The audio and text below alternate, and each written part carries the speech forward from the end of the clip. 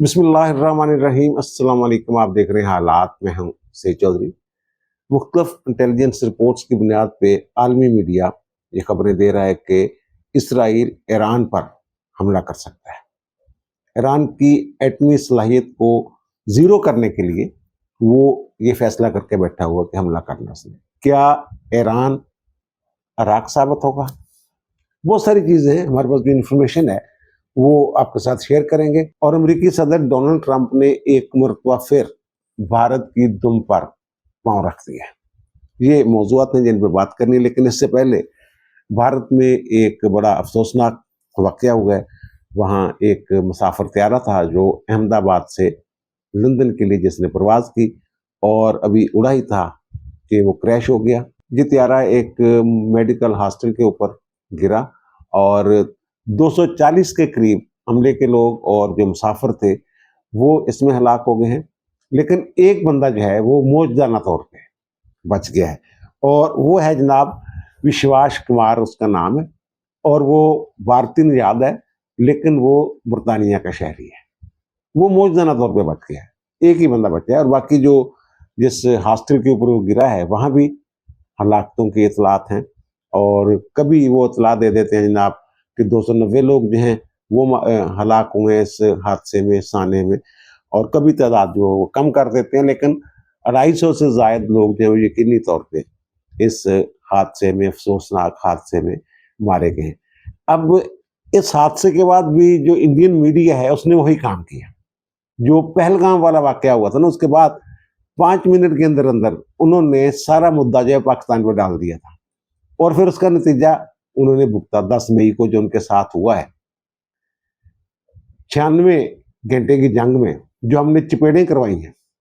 अब जनाब इस हादसे की जिम्मेदारी वो डाल रहे हैं जनाब तुर्किया के ऊपर कि तुर्किया की वजह से ये हादसा पेश आया है। अगर हमने इनको चपेटें ना करवाई होती तो इन्होंने ये मुद्दा भी पाकिस्तान पर डाल देना था कि जनाब पाकिस्तान ने फ्रीज कर दिया, कुछ सिस्टम को गड़बड़ कर दी और जनाब देखें इतना जनाब जानी नुकसान हो गया भारत का। इन्होंने डाल देना था किसी न किसी तरीके से। और ये भी कह सकते थे कि जनाब वहाँ पाकिस्तान जिनकी पुष्टपनाही कर रहा है मुबैना तौर पर दहशतगर्दों की, उनकी ये कार्रवाई हो सकती है। अच्छा, अब इन्होंने ये उसके ऊपर कैसे डाला? अच्छा, वैसे पाकिस्तानी भी जो है ना वो भी बड़े जज्बाती से ही हैं। ये हमारे वज़ीर आज़म ने इस पे अफसोस और दुख का इज़हार किया, मियाँ नवाज शरीफ ने दुख का इज़हार किया और हमारी जो कौमी एयरलाइन है उसने दुख का इज़हार किया। तो हमारे लोग जो हैं वो जनाब कह रहे हैं कि जनाब ये दुख का इज़हार क्यों किया जा रहा है, उनके साथ हमदर्दी क्यों? भाई मेरे वो कोई फौजी तो है नहीं थे और ना ही सारे भारतीय थे, वो इंसान थे। इंसानी जानों का ज़िया हुआ है, दुख तो होता है। अगर दुख का इज़हार कर दिया है तो इसमें क्या कबाहत है? बल्कि मैं तो इसको अप्रिशिएट करता हूँ। वहाँ उस त्यारे में 53 तो बरतानवी थे और 7 जो थे वो पुर्तगाली थे और एक जो है वो कनेडियन शहरी था, कनेडियन था, कनाडा का शहरी था। तो ये जनाब कह रहे हैं जनाब अफसोस का इज़हार क्यों किया जा रहा है। और दूसरी तरफ जो इंडियन मीडिया है उसके जो बोंगियाँ हैं वो जो कह रहे हैं जनाब जो बोइंग त्यारे हैं ना, ये अमेरिका की कंपनी है जो बनाती है बोइंग त्यारे। तो वो कहते हैं जनाब वो तुर्किया की एक कंपनी को ठेका दिया हो उनके मेंटेनेंस का, बोइंग त्यारों की का। तो जनाब अच्छा, उनका सोशल मीडिया तो ये भी कह रहा है कि तुर्किया जनाब इस जंग में जो पाकिस्तान और भारत की जंग में पाकिस्तान के साथ जिस तरीके से खड़ा था वो तो हमारा दुश्मन है, वो तो जरूर ऐसी कोई ना कोई कार्रवाई करेंगे। भाई इंसानी जानों का ज़िया करना है उन्होंने, एक बात। और दूसरी बात ये कि जो तुर्की की कंपनी है जो मेंटेनेंस की जिम्मेदार थी बोइंग त्यारों की, तुर्क टेक्निक, अच्छा वो उसका ये जो त्यारा गिरा है ना ये है बोइंग, लेकिन ये वो वाला बोइंग त्यारा नहीं है जिसकी मेंटेनेंस की जिम्मेदार जो है या उसका ठेका जो है वो तुर्किया की कंपनी के पास है। वो करते हैं बोइंग 777 777 जो है बोइंग, उसकी मेंटेनेंस जो है वो तुर्किया की कंपनी है वो करती है। ये तो वो त्यारा ही नहीं था, ये और त्यारा है, इसकी मेंटेनेंस उनके पास है ही नहीं। थोड़ी सी तहकीक कर लेते तो ये झूठी खबरें जो है ये झूठा प्रोपेगेंडा से बच सकते थे। तो वो जनाब जो त्यारा गिरा है वो है बोइंग 787, उसको ड्रीम लाइन्स भी कहते हैं। वो कहते हैं महफूज तरीन त्यारा है ये, उनका दावा है जनाब ये मुसाफिर त्यारा। और वो कहते हैं कि जनाब ये 14 साल में पहली मर्तबा ये त्यारा जो है ये गिरा है।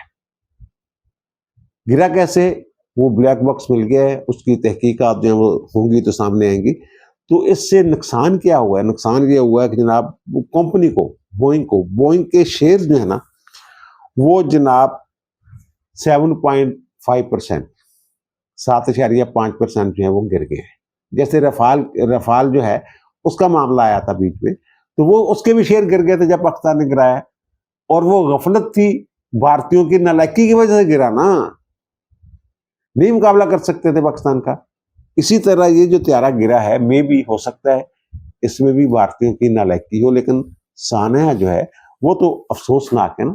और जो माहिरीन है ये त्यारों श्यारों के हवाले से, वो ये कह रहे हैं कि जनाब जहाज जब उड़ा है ना रनवे से, तो उस वक्त ही पता चल गया था, उसकी स्पीड देख के जो अंदाजा होता है कि जनाब को गड़बड़ है। वो कहते हैं कि जितनी स्पीड चाहिए ना रनवे पे उतनी स्पीड पकड़ी नहीं थी जब उसने उड़ान भर ली थी। और दूसरा वो कहते हैं जनाब कि जहाज का रुख और जो रफ्तार है ना, रुख ऊपर को होना चाहिए था और रफ्तार तेज होनी चाहिए थी, लेकिन ये हमवार प्रवास करता हुआ नजर आ रहा है। एक बात उन्होंने ये, और वो कहते हैं जनाब ये भी देखना पड़ेगा कि पायलट और जहाज के जो कंप्यूटर्स हैं वो तमाम जो सेंसर्स हैं उनसे दुरुस्त डेटा वसूल कर रहे थे या नहीं कर रहे थे। ये तो ब्लैक बॉक्स जब मिला है तो उसके बाद सारी चीजें जो हैं वो सामने आएंगी। तो बहरहाल ये भी कहा जा रहा है कि जनाब उसके जो फ्लैप्स थे वो भी पूरी तरह नहीं खुले थे, यानी कोई तकनीकी खराबी थी। अगर मुकम्मल जांच पड़ताल के बाद इसको फिट करार दिया गया था फ्लाइट के लिए इस त्यारे को, तो फिर वो चेक करने वाले जो हैं उनकी सलाहियतों के ऊपर भी एक सवालिया निशान है। इस साने से बहुत सारे लोगों को ये ख्याल है, माहिरीन का, जो रिपोर्टें वगैरह मैंने देखी है, कि इस साने से बचा जा सकता था अगर इसकी तैयारी की सही तरीके से, जो चेकिंग उड़ान भरने से पहले जो चेकिंग होती है, चेकलिस्ट वगैरह बनती है, वो सही अंदाज में चेक की गई होती, देख लिया गया होता कि जब तमाम चीज़ें चेक होगी, तमाम चीज़ें सही काम कर रही हैं या नहीं कर रही, तो शायद ये हादसा ना होता। बहरहाल एक ये साने है जिस पे अफसोस है, मुझे भी अफसोस है, आपको भी अफसोस हुआ होगा। कीमती जानें हैं, इंसान जो हैं उनका ज़िया हुआ है बहरहाल। और दूसरा जो ईरान वाला इशू है ना, नहीं बल्कि ट्रंप वाली जो बात है वो पहले कर लेते हैं। ट्रंप साहब ने जनाब एक मरतबा फिर जो है ना भारत की दुम पे रख दिया पाँव। चीखें पहले निकल रही थी, मजीद चीखें जो हैं वो अब निकलना शुरू हो गई। ये तो अपनी तरफ से जो कश्मीर वाला मसला है ये 5 अगस्त 2019 को हल करके बैठ गए थे। जनाब ये जो है इन्होंने उसकी जो खसूसी हैसियत थी मकबूजा जम्मू और कश्मीर की जो उनके पास है वो उन्होंने ख़त्म कर दी थी। तो हमारी तरफ से उस तरीके से कोई रिएक्ट ही नहीं किया गया, बल्कि यहाँ तो ये बातें हो रही थी जनाब ये इमरान खान साहब जब गए थे तो ट्रंप के साथ ये सौदे करके आए थे, जब वापस आके नहीं ऐसे लग रहा है मैं दोबारा वर्ल्ड कप जीत के आया हूँ, तो फिर उन्होंने कहा जुम्मे के रोज आधे घंटे के लिए मेरे को बाहर निकलना है, घरों से निकलना है, इस तरह के इन्होंने कोई ऐलान शलान किए थे, लेकिन हुआ कुछ भी नहीं था। वो प्रेशर ही हम उनके ऊपर नहीं डाल सके थे, आलमी बरादरी को एतमाद में नहीं ले सके थे इस हवाले से हम। तो अब ट्रंप साहब जो है जनाब ये पहले भी उन्होंने ये कहा था कि जो इनके दरमियान नस्लों से चला आ रहा है तनाज़ा, तो जनाब उसको मैं हल करना चाहता हूँ। और एक दिन पहले भी उनकी वजारत खारजा ने यही बयान दिया था जनाब, वो कहते हैं कश्मीर का मसला मैं हल करना चाहता हूँ, ट्रंप साहब कहते हैं। अब उन्होंने जो व्हाइट हाउस में मीडिया के साथ गुफ्तगू की है वहां उन्होंने एक मरतबा फिर ये कहा है, एक तो ये कि भारत वाले जो मान नहीं रहे, वो कहते हैं जनाब पाकिस्तान और भारत की जंग मैंने बंद करवाई है, और वो कहते हैं जनाब कि मैंने तजारत के साथ जोहरी जंग रोक दी। दोनों ज़ाहिर है जोहरी ताकतें हैं पाकिस्तान और भारत, तो उन्होंने जनाब मैंने, और वो कोई और वो कहता है जनाब अदारा ये नहीं कर सकता तो ये मैंने किया। ट्रंप साहब ਨੂੰ क्रेडिट लेने की तो आदत है ना, खुद सताइशी दे भी वो थोड़े जे शौकीन ने, तो फिर कहते हैं मैंने भारत और हिंदुस्तान से ये कहा है कि हिंदुस्तान और पाकिस्तान के दरमियान जो कश्मीर पे बड़ी जंगें लड़ ली आप लोगों ने, तो जनाब एक तवील अरसे से जो दुश्मनी चल रही है ना दोनों के दरमियान, वो कहते हैं मैं इसको हल कर सकता हूँ। सालसी की पेशकश की है उन्होंने। तो पाकिस्तान तो इस बात पे खुश है कि कश्मीर का मसला जो है एक मरतबा फिर दुनिया के सामने आ गया है। और दुनिया ये तस्लीम कर रही है कि पाकिस्तान और भारत के दरमियान जो लड़ाई झगड़े चल रहे हैं उसकी बुनियादी वजह कश्मीर है। और ट्रंप साहब ने एक मरतबा फिर इसको जिंदा कर दिया, और ट्रंप साहब ये कह रहे हैं कि जनाब मैं सालसी के लिए तैयार हूं, और मोदी साहब की तरफ से मुकम्मल खामोशी है इस हवाले से।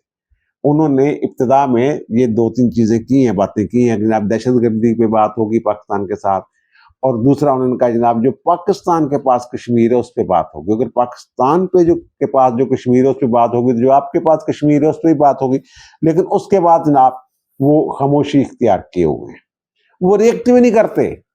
ट्रंप साहब की किसी बात का जवाब ही नहीं देते भारतीय, ना मोदी साहब ना वहां की हुकूमत। अगर कोई प्रेस कॉन्फ्रेंस हो या जो कोई बयान श्यान आ जाए तो बस गोल मोल से मुट्टी मुट्टी ला के ना गोल मतलब अगे टुर जाते हैं। और फिर एक जो इस वक्त पूरी दुनिया में एक सवाल पैदा हो गया हुआ है कि क्या इसराइल जो है, ये खबरें हैं इंटेलिजेंस रिपोर्ट्स की बुनियाद पे, इसमें अमेरिका की जो इंटेलिजेंस एजेंसियां हैं उनकी रिपोर्ट भी शामिल है, दुनिया के दीगर ममालिक में उनकी रिपोर्ट्स भी शामिल हैं। वो जो कह रहे हैं जनाब इसराइल जो है वो ईरान पर हमला करने वाला है। क्या ये एक तो हो रहा है ना इतवार वाले दिन मस्कत में वो जो छठा दौर शुरू होने वाला है मुज़ाकरात का अमेरिका और ईरान के दरमियान के, जनाब आप अपने जो जो अफजूदा कर रहे हो यूरेनियम को, वो सलाहियत जो है वो ख़त्म करें, जब वापस जाएं पीछे जाएं, तो वो जनाब मुज़ाकरात हो रहे हैं इतवार को। एक तो ये कहा जा रहा है कि ये जनाब अंडर प्रेशर करने के लिए ना ईरान को ये सारा वावेला किया जा रहा है, एक ये है। लेकिन एक तबका ये भी है, दूसरा नजरिया बल्कि कह लें आप, ये है कि जनाब ईरान पे वाकईतन इसराइल जो है वो हमला करने वाला है।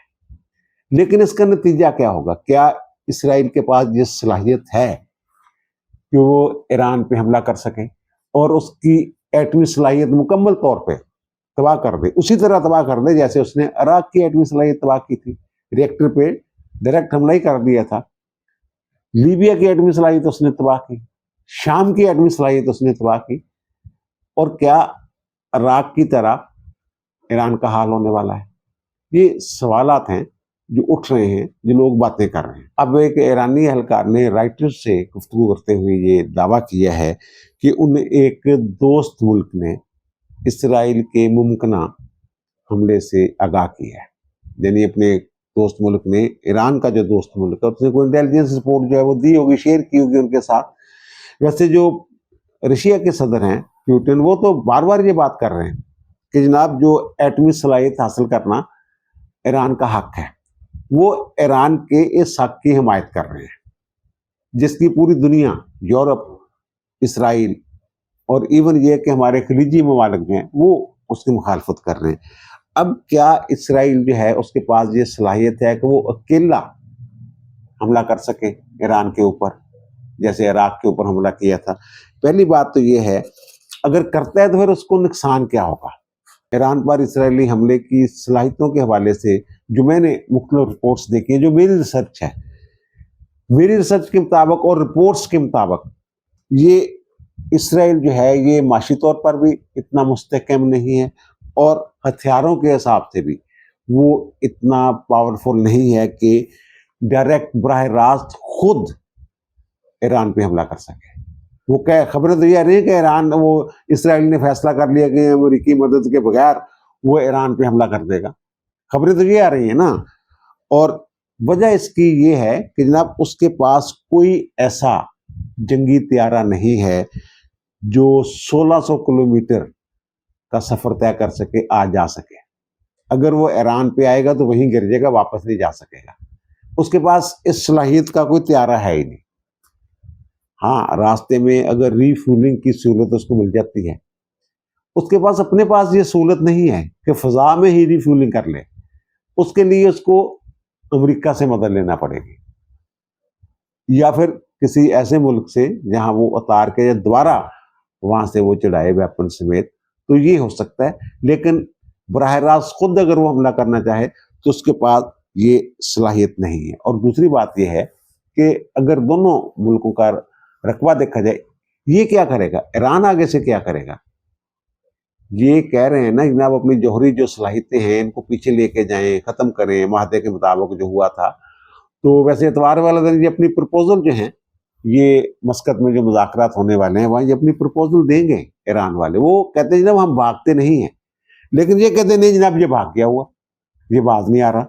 और दूसरी जो चीज़ है कि इसराइल के पास जो है ना टाइम, ये जो बात कर रहे हैं ना कि जनाब ये प्रेशराइज करने की कोशिश है उसको जनाब के मुज़ाकरात की बेस पे उसको नीचा दिखाने के लिए या अंडर प्रेशर होके उनकी मर्जी के मुताबिक काट कर ले। तो इस हवाले से भी जो माहिरीन है ना वो ये कहते हैं कि जो जंग होती है ना, जंग में जो सरप्राइज देना होता है वो बड़ा अहम होता है। वो कह रहे हैं कि जनाब इस वक्त मोमेंटम बना हुआ है, इसराइल के पास ये मौका है, ये मुज़ाकरात नहीं देखे जाते जंग में। वो ये कह रहे हैं, वो कहते हैं जनाब वो ये मिलिट्री लॉजिक्स जो होती हैं, अस्करी मंतक जो है वो कुछ और होती है, उसमें सरप्राइज देना भी शामिल, जैसा कि मैंने अर्ज किया वो शामिल होता है। मुज़ाकरात कुछ और चीज़ है। वो कहते हैं जनाब ये जो मोमेंटम बना हुआ है ना, ये इसराइल के पास ज़्यादा वक्त नहीं है। अब जो एटमी सलाहियत हासिल कर रहा है और जो यूरेनियम को अफजुदा करने की सलाहियत जिस सतह तक पहुंच गई हुई है ईरान की, अगर उसे 1-2 साल और मिल गए तो फिर वो दफाई तौर पे इतना मजबूत हो जाएगा कि इसराइल सोच भी नहीं सकेगा। इस वक्त वो कह रहे हैं जनाब ईरान का डिफेंस जो है वो कमजोर है, इस वक्त हमला कर सकता है इसराइल, लेकिन अकेला नहीं कर सकता। और दूसरी बात यह है कि अगर वो हमला कर भी देता है तो उसकी एटमी सलाहियत जो है, किसी एक आध एटमी साइट को अगर वो नुकसान पहुंचा भी देते हैं, कोई मिसाइल मार देते हैं, मिसाइल तो है ना उनके पास, तो फिर भी वो जिसकी सलाहियत है एटमी सलाहियत, वो इराक की तरह खत्म नहीं कर सकते। वो उसकी वजह ये बयान कर रहे हैं। ये जो यूरेनियम की अफजूदगी होती है ना, इनरिच करना जिसको कहते हैं, ये 60% तक अफजूदगी की सलाहियत ईरान जो है वो हासिल कर चुका हुआ है और वो 90% तक जाना चाह रहा है।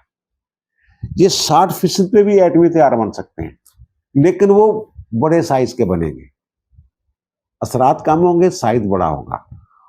और अगर 90% पे पहुंच जाते हैं, जो कि दावा किया जा रहा है कि 90% तक वो अफजूदगी ले जाना चाह रहे हैं, तो फिर वो स्मार्ट हथियार जो है वो बनाने की वजह, जैसे पाकिस्तान के बारे में जो कहा जनाब, उसके बाद स्टांक दे जेड़े ने एटम बम भी है ने, स्मार्ट बम जो है वो फिर बनाने की पोजीशन में होगा।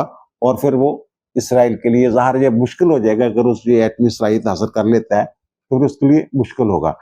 अब उसके जवाब में एक जो मैंने अर्ज किया ना कि वक्त कम है उसके पास, ये एक तो ये कि इस वक्त जो उसकी दफाई सलाहियत है ना ईरान की, वो कोई काबिल रिश्क नहीं है, एक बात। और दूसरी बात यह है कि जो अरब ममालिक के साथ वो कोशिश कर रहे हैं जनाब इब्राहिम कार्ड वाली, अगर वो तय आ जाता है तो फिर जंग का जवाब नहीं रह जाता। इब्राहिम कार्ड जनाब जो हजरत इब्राहिम अलैहिस्सलाम की औलादे हैं और वहां से जो मज़ाहब निकले हैं, वो कहते हैं यहूदी ईसाई मुसलमान सारे आपस में कज़न हैं, वो वाला कार्ड अगर किसी तरफ रुख इख्तियार कर लेता है, मुस्बत रुख, कोई अमन के लिए, तो फिर वो ईरान पर जो है वो जवाब नहीं रहता। लेकिन इसराइल ये कभी नहीं चाहेगा कि ईरान जो है वो एटमी सलाहियत हासिल कर ले, ये जौहरी ताकत बन जाए। ये शुक्र अदा करना चाहिए हमें पाकिस्तान के उन लोगों का और अल्लाह ताला का। अल्लाह ताला का तो है ही, उन लोगों का भी शुक्र अदा करना चाहिए कि जिनकी वजह से पाकिस्तान आज जौहरी ताकत है, वरना इंडिया ने तो कच्चा खा जाना से भाईजान। अच्छा चलो, वो दूसरी बात यह है कि जो ईरान का और उनका जो जोग्राफी है, इसराइल का जो रकबा है, जो आबादी है, उसको अगर देखें, ये कोई 2-4 दिन या एक हमला करके जैसे इराक पे हमला करके चले गए तो जनाब खामोशी हो गई थी, ये उस तरह की जंग नहीं होनी, ये एक लंबी जंग होनी है। ईरान की एक तारीख है, एक हिस्ट्री है, उनके जीन्स में बहुत सारी चीजें शामिल है, 5000 साल पुरानी तहजीब है उनकी, और वो किसी सूरत भी इस पर उस तरह खामोश होकर नहीं बैठेंगे, दुबक के नहीं बैठेंगे जैसे इराक बैठा था। और ये लंबी जंग लड़ना जानते हैं जो ईरानी है। 10-11 साल तो इराक के साथ वो लड़ते रहे, और दूसरी अब भी वो हालत जंग में ही है एक तरह से। और दूसरी बात, एक तो मैंने जोग्राफिया की बात की और दूसरी मैंने बात की जनाब रकबे की बात की, और फिर आबादी जो है उसकी तो मेरे ख्याल इनकी जो है वो 8 करोड़ 85 लाख है आबादी, 9 करोड़ आप कह लें ईरान की आबादी है, उनकी जो है वो 1 करोड़ भी नहीं है।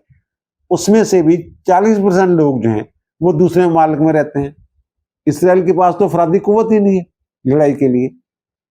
और फिर अगर पूरी ताकत के साथ ही हमला करता है ईरान, तो उनको समझने का मौका नहीं मिलेगा। जब मैं नहीं कह रहा, मैं आगे जाके बताता हूँ ये किसने कहा है, ये अमरीकी कह रहे हैं या अस्करी माहिरीन ये बात कर रहे हैं कि ना भी लिखा हैगा कि इसराइल जनाब हमला करेगा और ईरान खामोश हो जाएगा, ईरान रिएक्ट करेगा और बहुत बुरे तरीके से रिएक्ट करेगा। तो ये उसके लिए ईरान के लिए, इसराइल के लिए ईरान के साथ लंबी जंग लड़ना जो है ना, ये मुमकिन नहीं होगा। अच्छा, अब उसकी एक वजह जो समझ में आ रही है वो ये है कि जब वो अपना जो एयर डिफेंस सिस्टम है ना, उस पर बड़ा जनाब उनको गुरूर है। जनाब पूरी फिजा में कुछ चिड़ी भी आ जाए, परिंदा भी आ जाए। वैसे तो वो हमास वालों ने जब हमला किया था ड्रोन के साथ, तो उनका सिस्टम जो है वो फेल ही हो गया था, नाकाम ही हो गया था। शहरों के अंदर उन्होंने गिरा दिया, वो अपनी जो है टारगेट पे पहुंच गए थे उनके ड्रोन श्रोन जो भी है, मिसाइल वगैरह छोटे छोटे से जो थे। अब ये है कि जनाब, एक तो ये है जनाब, अमेरिकी इंटेलिजेंस रिपोर्ट है, वो ये कह रहे हैं कि ईरान के पास 2000 बैलिस्टिक मिसाइल है, जिनमें से कई 2000 पाउंड वजनी जो है वो वारहेड ले जाने की सलाहियत रखते हैं। इंटेलिजेंस रिपोर्ट ये कह रही है कि इसराइल इन मिसाइलों की रेंज में है, वहां तक जा सकते हैं। और ईरान जो है वो अगर ये अटैक करता है उनके ऊपर, तो जो उनका मिसाइल डिफेंस सिस्टम है, इंटरसेप्टर्स वाला जो सिस्टम है उनका, इनको फिजा में ही तबाह करने वाला, वो कह रहे हैं जनाब वो नकारा हो जाएगा। वो कैसे नकारा होगा आगे जाकर मैं बताता हूँ। और फिर दूसरा एक अमेरिकी नुमाइंदे हैं स्टीव विटकोफ, उन्होंने ये कहा है कि अगर ईरान जवाबी कार्रवाई करता है ना, इसराइल का दफाई निज़ाम जो है, फ़ज़ाई निज़ाम जो है वो नाकाम हो जाएगा, जिसके नतीजे में बड़े पैमाने पर तबाही और जानी नुकसान होगा।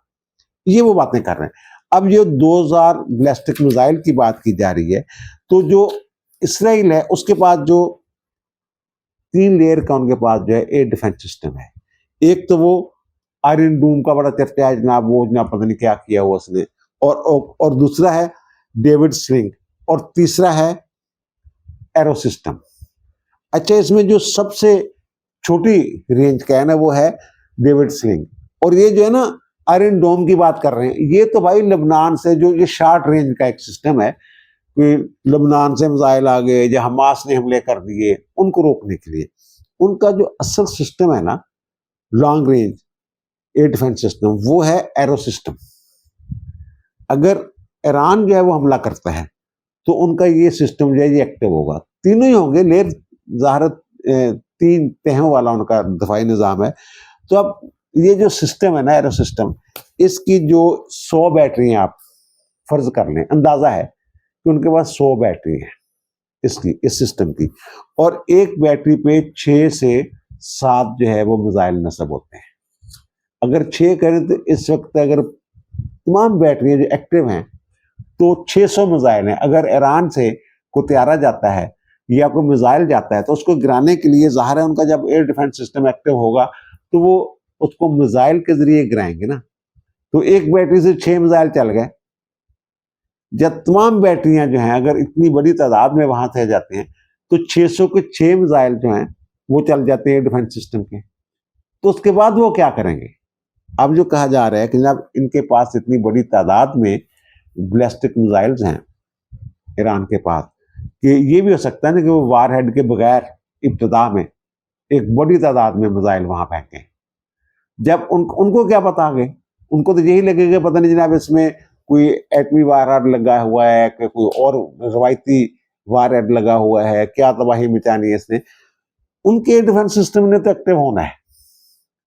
और जैसे पाकिस्तान ने यार S-400 वाला ने मामला किया था, वो ड्रोनों के ऊपर ही जनाब महंगे महंगे मिसाइल जो मारे जा रहे थे, उन्हें तो ये ऑब्जेक्टिव देख के उसके ऊपर जनाब फायर हो जाना है, तो वो फिर उसके बाद उनको रीलोड करने के लिए टाइम चाहिए होता है। तो इस दौरान वो जो ओरिजिनल बैलिस्टिक मिसाइल हैं उससे हमलावर हो सकता है, तबाही मचा देगा इसराइल में।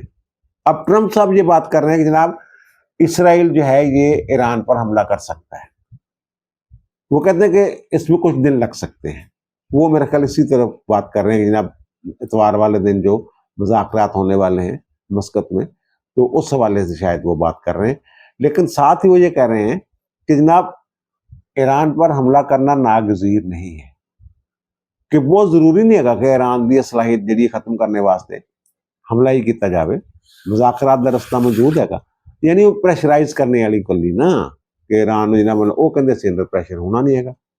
और वैसे भी जिस सत्ता पे पहुंच गए हुए ना, अफजूदगी वाली जो मैंने बात की थी 60% तक, तो वो मुझे नहीं लगता कि उससे पीछे जाएंगे, क्योंकि ये जिस सत्ता पे पहुंचे हैं तो वहां उस इस यूरेनियम से भी ये जो एटमी हथियार है ये तैयार किए जा सकते हैं।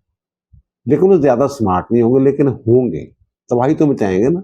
बल्कि ये इनके एटमी हथियारों के हवाले से तो ये टाइम्स ऑफ इसराइल की एक रिपोर्ट जो है ये चंद दिन पहले शाये हुई थी, और उन्होंने जो इंटरनेशनल एटॉमिक एनर्जी एजेंसी है IAEA, उसकी रिपोर्ट की रोशनी में कहा है कि अब उन्होंने, वो कहते हैं कि 2 दहाइयां कबल इस ईरान ने वो जो वेपन है, न्यूक्लियर वेपन, उनके प्रोडक्शन के लिए कोई टेस्ट जो है वो कर लिए थे, यानी हल्के फुल्के दिमाग है वो टेस्ट उसमें कहते हैं कर चुके हुए हैं। इसका मतलब ये है कि ईरान के पास एटमी हथियार बनाने की सलाहियत इस वक्त जो है वो मौजूद है, और अगर उसके ऊपर हमला होता है तो फिर जवाबी कार्रवाई जो ईरान कर सकता है वो ना सिर्फ ये बल्कि उसके इर्द गिर्द जितने भी खलीजी ममालिक हैं वहां हर जगह तो इनके फौजी अड्डे मौजूद हैं अमेरिका के। वो कहते हैं हमने वहां भी हमला कर, हम वहां भी हमले करेंगे। और फिर वो कह रहे हैं जनाब जो खलीज फार्स है उसको हम बंद कर देंगे, वहां भी इनका बहरी बेड़ा खड़ा हुआ है। हमारे एक दोस्त हैं, मुहक्किक हैं, तारीखदान हैं, फैसल वड़ाइच साहब, वो तो ये कह रहे हैं कि जो बहरी बेड़े इनके खड़े हुए खलीज फार्स में वो ईरान की रेंज में है, ईरान उनके ऊपर हमलावर हो सकता है और हमलावर होने की सलाहियत रखता है। इस तरह की सूरत बनी हुई है, और अल्लाह ना करे कि बात आगे बढ़े और जो मुज़ाकरात हैं वो किसी मुस्बत सिमत में चल पड़े। गाजा में जो कर रहा है इसराइल, नफरतें तो समेट रहा है खैर इसराइल, इसमें तो कोई दूसरी राय है नहीं। अब दीजिए मुझे इजाजत, इंशाअल्लाह दोबारा मुलाकात होगी नए भी इलाके के साथ। अल्लाह ताला आप पर, मुझ पर, हम सब पर मेहरबान रहे। अल्लाह हाफिज।